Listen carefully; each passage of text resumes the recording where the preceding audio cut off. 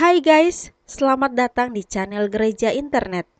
Jangan lupa klik tombol subscribe dan nyalakan lonceng pemberitahuan supaya kamu bisa mendapatkan pengajaran setiap minggunya tentang kebenaran yang alkitabiah. Klik subscribe itu nggak bayar guys, tapi dengan klik subscribe kalian baru saja mendukung Gereja Internet supaya terus dapat berkembang di dunia YouTube.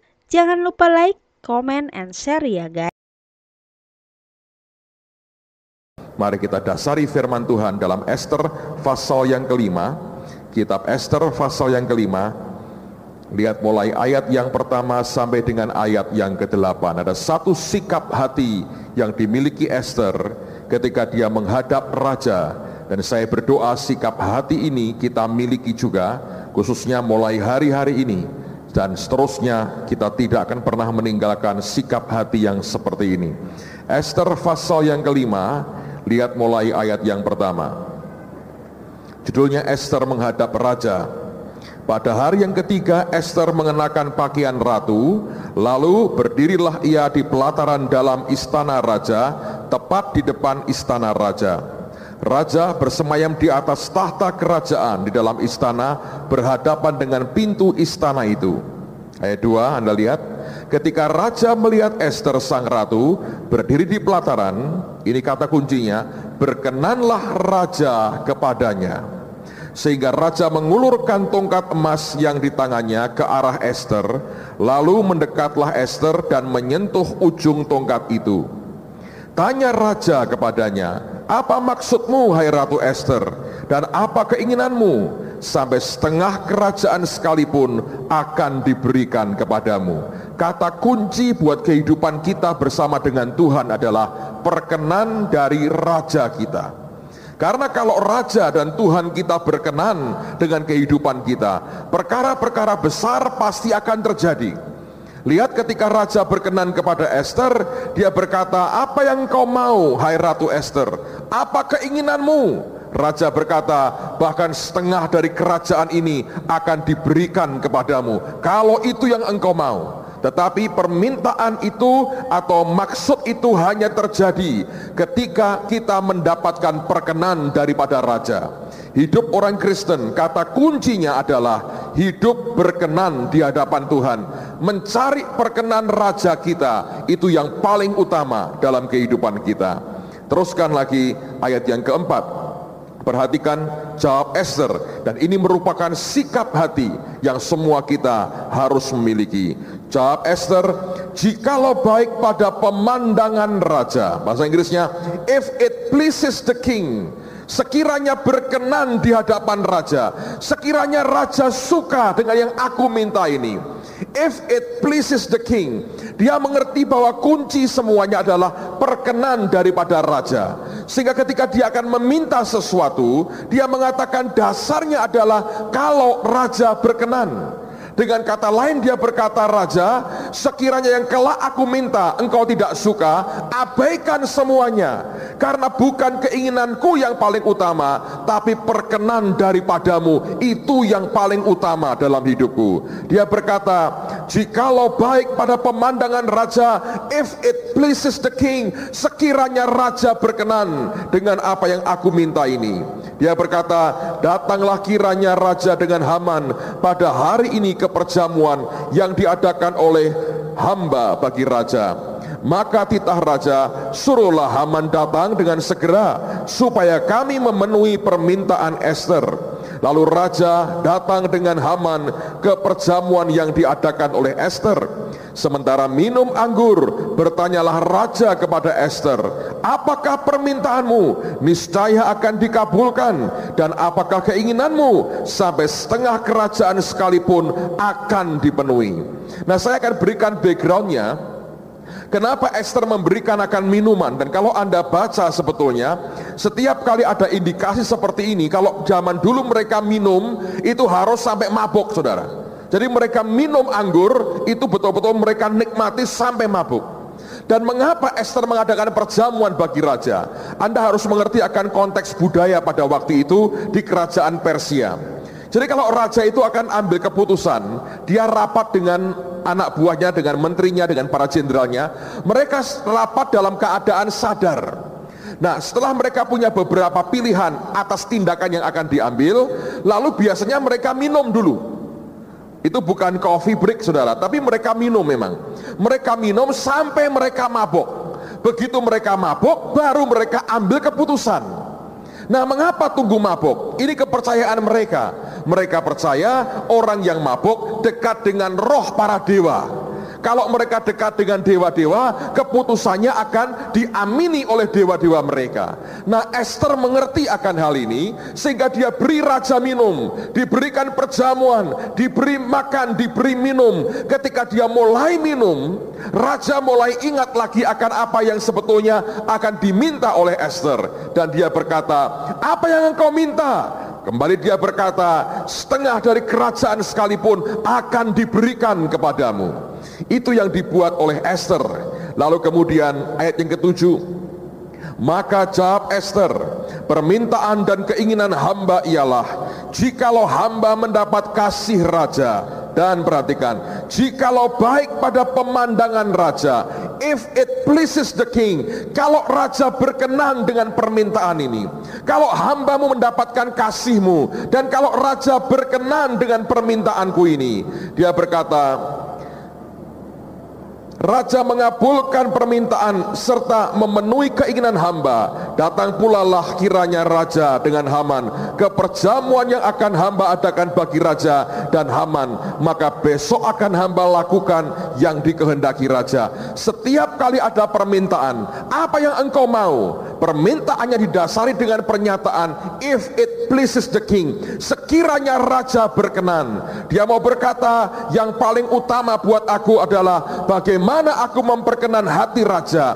Keinginanku nomor 2, nomor 3, tapi perkenan raja yang paling utama dalam kehidupanku. Kalau sikap hati seperti ini kita miliki, saudara dan saya akan mengalami terobosan-terobosan hidup yang luar biasa. Sebab kata kuncinya adalah perkenan Tuhan atas kehidupan kita. Kalau dia berkenan, perkara-perkara besar akan menyusul dan pasti akan terjadi. Nah, lihat pada pasal yang ke-7 sekarang, ayat yang pertama sampai dengan ayat yang ketiga. Kita akan melihat akan pola yang sama yang terjadi. Esther pasal 7 mulai ayat yang pertama. Datanglah raja dengan Haman untuk dijamu oleh Esther sang ratu. Pada hari yang kedua itu, sementara minum anggur, lihat, selalu diberi anggur dulu.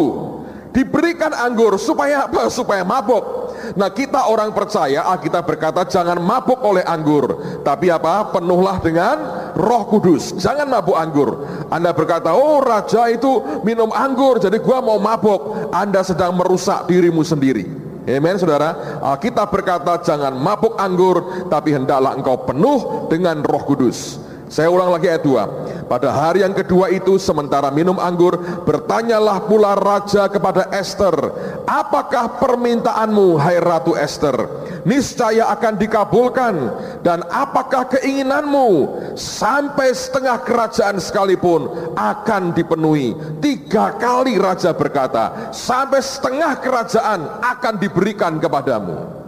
Lalu Anda perhatikan, inilah jawaban yang luar biasa. Maka jawab Esther sang ratu, ya raja, jikalau hamba mendapat kasih raja, dan jikalau baik pada pemandangan raja.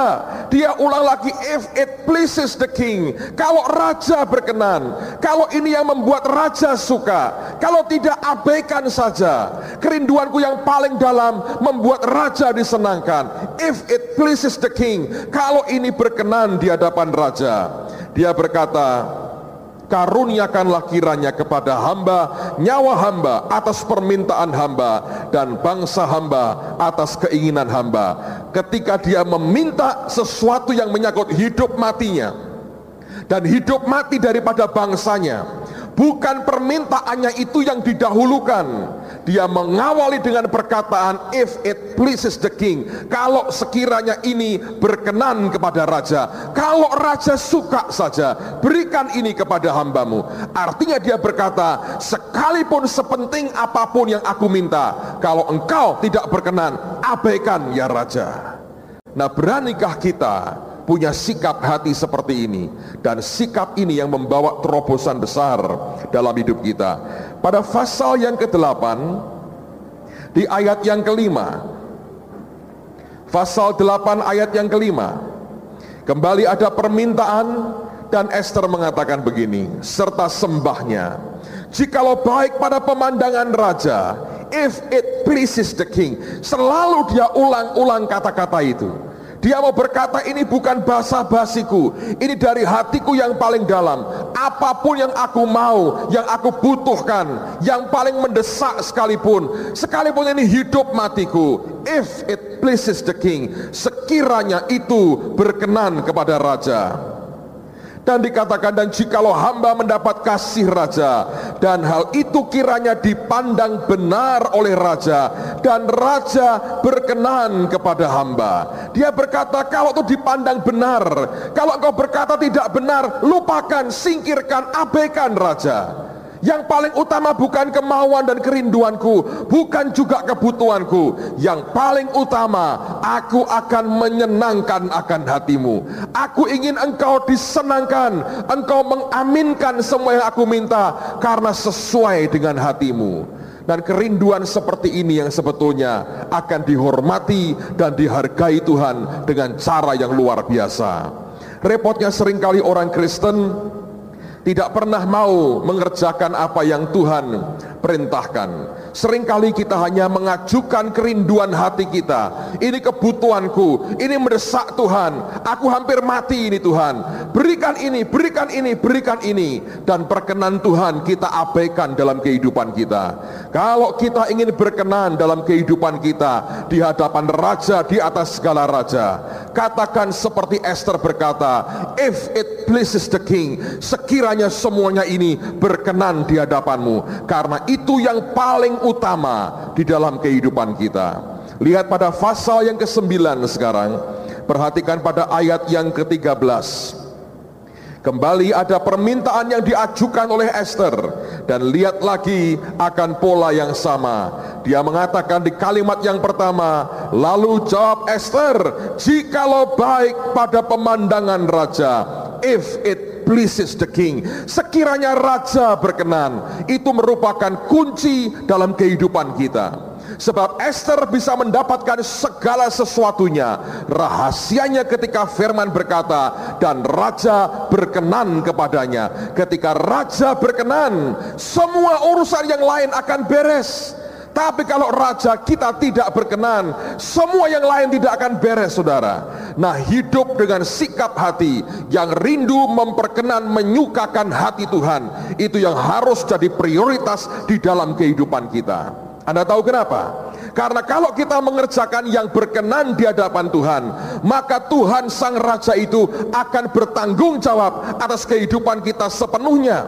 Dia akan sediakan apapun yang ada yang kita butuhkan, karena kita hidup menyukakan akan hati Tuhan kita. Tapi kalau hidup kita hanya mengejar kesukaan daging kita, kesukaan duniawi, kesukaan manusia kita, dan tidak mengutamakan kesukaan Tuhan, itu akan jadi masalah besar. Saya berdoa Tuhan akan mengaruniakan kepada kita perkara-perkara yang luar biasa, kalau hati kita mau berkata, sekiranya itu berkenan di hadapan Tuhan. Saya mau saksikan 1-2 hal pada malam hari ini. Tanggal 12 Mei yang lalu Pak Yusak berusia 70 tahun. Tidak ada pesta dibuat sebetulnya, tapi banyak orang dari luar kota datang ke rumah beliau sehingga penuh sesak. Dia mengundang kami dan dia berkata, saya mau kumpul dengan anak-anak dan cucu-cucu saja. Dan dia berkata, saya diperintah Tuhan memberkati kalian, menumpangkan tangan, mendoakan, memberkati, dan memberikan nasihat-nasihat. Jadi 8:30 pagi kami kumpul dengan semua anak-anak Pak Yusak yang lain. Ibu Nani juga ikut hadir mendoakan. Dan kemudian Pak Yusak memberikan wejangan, memberikan nasihat. Kami diberitahu apa yang harus dikerjakan. Cucu-cucunya juga diberitahu, dan kemudian disampaikan pesan Tuhan, apa yang Tuhan mau. Dan setelah itu kami didoakan satu persatu. Ada janji Tuhan, ada warning, peringatan, dan masing-masing berbeda apa yang Tuhan sampaikan. Selesai kami berdoa, dia berkata, di bawah banyak tamu, Aku mau turun temuin tamu-tamu dulu, kalian berdoa saja. Memang hari itu jatah kami kumpul keluarga untuk doa sama-sama. Terutama kami berdoa, Tuhan kami minta direction, ini arah apa yang harus kami kerjakan mulai tanggal 25 Maret, karena ini sebetulnya ada rangkaiannya. 25 Maret kita akan buat di Holy Stadium, sorenya kita ke Temanggung, tidak semua akan ke sana. Ibu Iin dan Pak Daniel Cipto harus pulang, Bu Iin harus ke Makassar, Pak Daniel harus balik ke Bandung, tapi yang lain akan ke Temanggung. Tapi nanti Mei tanggal 18 kami akan sama-sama kumpul lagi di Cirebon. Itu ada beberapa rangkaian yang memang Tuhan mau itu kami kerjakan, dan saya merasa bahwa ini merupakan timing yang indah sekali, dan ini waktu memang buat bangsa negara kita mengalami perubahan yang signifikan dari Tuhan. Dan kami berdoa sebetulnya, dan kalau Anda sempat ikut doa itu menarik sekali, karena ini sebetulnya orang-orang yang peka dengar suara Tuhan, selalu dapat ini, dapat dikonfirmasi ini, dari semua pada mendapatkan sesuatu terus dikumpulkan sama-sama dan disimpulkan. Di antaranya yang Tuhan mau, dan saya minta Anda dengar ini supaya Anda tidak kaget. Tuhan berkata pada tanggal 25, Tuhan berkata, aku mau seluruh ruangan Holy Stadium itu dipenuhi dengan aroma minyak narwastu. Saya waktu dengar kata narwastu, saya garuk-garuk kepala, saya bilang dapat dari mana? Nah, Pak Daniel Cipto berkata pada saya bilang gini, nanti selesai ini aku mau ke Israel, nanti aku cari di Israel. Saya bilang, Den, aku sudah 5-6 kali ke Israel, belum pernah ketemu namanya minyak narwastu. Minyak zaitun banyak, minyak kelentik nggak ada, minyak babi nggak ada, tapi minyak zaitun banyak. Narwastu aku nggak pernah dapat. Dia bilang, aku dengar ada, nanti aku carikan. Iin berkata, mahal loh, mahal. Nggak apa-apa, pokoknya aku nanti belikan. Ketika dia berangkat, saya berdoa, Tuhan, Daniel ini pulang tanggal 23 sampai Indonesia, 24 pagi sudah di Semarang. Jadi sampai Indonesia dia akan naik mobil langsung ke Semarang, 24 sore kami harus sudah kumpul sembahyang bareng-bareng. Nah, rombongan lain kira-kira tengah hari baru tiba di Semarang, dan jam 5 sore kami harus kumpul untuk berdoa bersama-sama. Kalau sampai meleset nggak dapat narwastu, mau dikasih bauan apa? Atau parfum polo atau apa gitu kan nggak cocok, saudara, kan lain. Tuhan berkata narwastu. Saya berkata seumur hidup saya hanya dengar nama itu berulang-ulang di Alkitab, belum pernah mencium bau narwastu. Saya mau tanya, siapa yang pernah mencium bau minyak narwastu? Tolong angkat tangan. Nggak ada? Saya satu-satunya. Jumat kemarin, saudara, saya mencium narwastu, serasa dekat dengan Tuhan Yesus.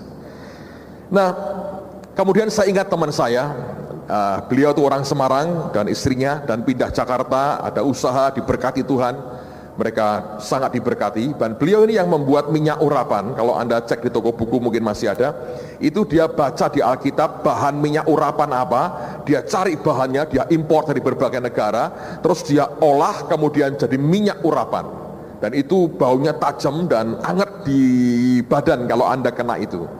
Nah, saya ingat dia, saya berkata ini orang suka eksperimen dan dia pengetahuannya banyak. Terus saya telepon, saya bilang, Pak, saya ada masalah sedikit ini, mungkin Bapak bisa tolong saya ceritakan apa yang Tuhan mau, apa yang dia mau kerjakan tanggal 25 Maret dan sebagainya. Dan saya berkata, saya butuh minyak narwastu. Saya khawatir Pak Daniel Cipto tidak akan dapat di Israel, dan waktunya sudah mepet, kami tidak mungkin kelabakan dalam satu hari mendapatkan minyak narwastu. Dan dia berkata, ini orang pengalaman banget soal-soal begitu. Dia berkata, Pak, saya juga belum pernah ketemu minyak narwastu. Saya mencoba pengen ngerti seperti apa baunya, semahal apa narwastu, sampai Tuhan sangat menghargai Maria. Tapi Yudas juga komentarnya tajamnya luar biasa. Dan dia berkata, coba Pak, saya akan coba bantu. Dia sampai bentuk tim, saudara. Dia cari narwastu, dia coba cari di Jakarta, nggak ada. Dia akhirnya buka internet dan dia coba cari itu, dia pelajari lewat beberapa literatur, sampai akhirnya dia dapat barangnya. Itu perwakilan yang jual itu ada di Singapura, dan dia kirim email, dia berkata aku mau pesan. Yang jual berkata aku nggak punya banyak. Karena ternyata apa? Ini yang terjadi, saudara. Ini minyak tidak sembarang minyak. Parfum ini beda dengan yang lain. Ternyata parfum itu bukan asli Israel, tapi asalnya sebetulnya pertama-tama dari India. Dan parfum itu di seluruh dunia setahun hanya dihasilkan 100 kilo. Nah, bandingkan dengan ekstrak parfum yang lain. Saya diberitahu di Indonesia ini dihasilkan satu ekstrak parfum namanya patchouli, dan itu dihasilkan tiap bulan 10 ton Indonesia tok, belum negara lain. 4.000 diambil Australia, sisanya ke Eropa, terutama ke Perancis. Entah diolah jadi parfum apa saya nggak tahu. Tapi Indonesia ini, hanya Indonesia tok itu menghasilkan 10 ton per bulan. Berarti kalau setahun Indonesia saja berapa? 120 ton. Itu ekstrak namanya patchouli. Nah, yang namanya narwastu seluruh dunia setahun itu hasilnya hanya 100 kilo. Ini barang langka sekali dan tidak bisa memenuhi permintaan dunia. Lalu kemudian ditanya harganya berapa? Saya kaget, saya diberitahu, saya dapat informasi harga emas sekarang per gram itu kira-kira 110.000 rupiah per gram kalau tidak salah. Harga narwastu per gram, saudara, 130.000 rupiah. Berarti per gramnya minyak ini lebih mahal dari harga emas. Nah, kalau emas Anda kenakan di cincin atau di kalung atau di anting-anting saudara, ketahuan ada wujudnya kan? Iya toh, Anda bisa simpan, mau Anda tidak suka Anda jual lagi, masih punya nilai. Tapi kalau parfum minyak dituangkan sekian menit, hilang itu saudara. Begitu hilang, tiap gramnya 130.000. Bayangin. Sehingga teman saya berkata, saya yakin Pak, Maria itu bawa cuma buli-buli pualam segini nih, bukan satu ember, satu jerigen, bukan, kecil begini. Itu dituangkan, dia berkata ketika dibuka itu baunya, aromanya nusuk dan keras sekali, bisa pusing kita. Dan ternyata dia mendapatkan ada 2 macam narwastu. Kenapa bisa beda? Yang satu berbau, ada bau bunganya, yang satu tanpa bau bunga. Dan dia teliti kenapa bisa 2 aroma yang berbeda. Ternyata tanah yang berbeda menghasilkan akan jenis pohon dan akar yang berbeda. Dan narwastu ini bukan dari bunga, tapi dari akar pohon itu.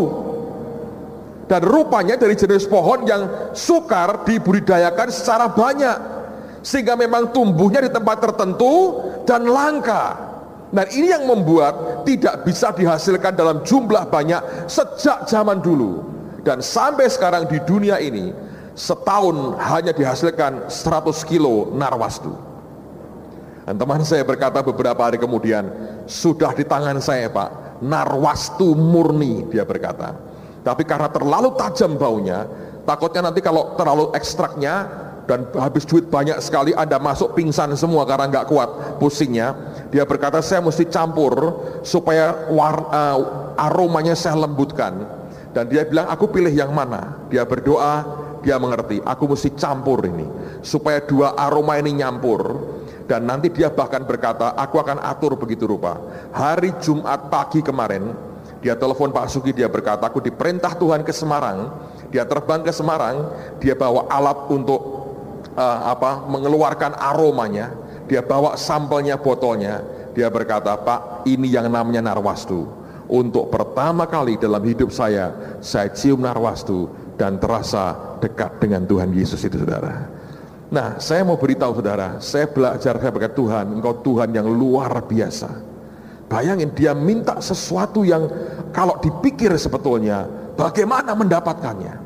Tapi Tuhan selalu punya cara untuk menyediakan apapun yang dia mau. Kalau sikap hati kita berkata, if it pleases the king, sekiranya ini berkenan kepada raja, kalau itu kerinduan hati kita, perkenan raja akan turun dalam hidup kita, dan apapun yang dia perintahkan kepada hidup kita, Tuhan akan menyediakan dengan cara yang luar biasa.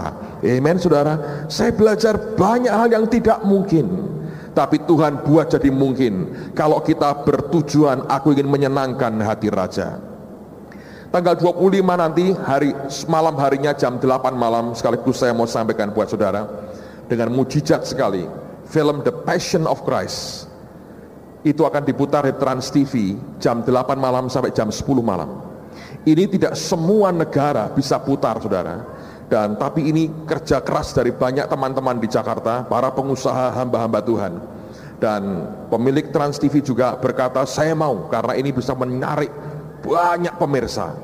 Dan mereka minta izin kepada Mel Gibson untuk bisa diputar di TV Indonesia. Dan itu breakthrough yang luar biasa. Saya tahu bahwa sampai sekarang, even di Amerika sendiri, TV Amerika belum pernah tayangkan ini. Dan ini di Indonesia, negara yang diberkati Tuhan, tanggal 25 nanti dalam kebaktian Jumat Agung akan diputar. Dan tapi Mel Gibson berkata begini, boleh, tapi selama 2 jam tidak boleh ada iklan. Pemilik TV-nya berkata, saya orang bisnis, saya bukan kerja sosial, saya mau tapi dengan iklan. Dia bilang tidak boleh iklan. Apa yang terjadi? Tuhan gerakkan anak-anak Tuhan di Indonesia. Mereka kumpul duit, mereka berkata, iklan 2 jam kamu dapatnya berapa? Sekian, dibayar sama mereka, saudara. Kenapa tidak boleh iklan? Itu mengganggu sekali.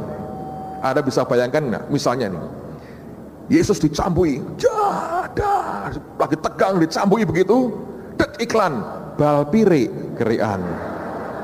Lo mirip toh ya? Bukan balpirenya nggak bagus, bagus itu untuk kerian. Tapi kalau Tuhan dicambui dengan bilur-bilurnya terus keluar balpire. Yesus diberi mahkota duri, luka dimasukkan berdarah, iklan Paramek nyut. Loh, Paramek bagus, Anda sakit kepala Paramek. Tanya Pak Marso dulu ya Pak ya. Tapi kalau Yesus dimahkotai duri, nggak ada urusannya dengan obat. Digantung, disalib, dia berkata, aku haus. Iklan keluar, minum Coca-Cola. Masa begitu?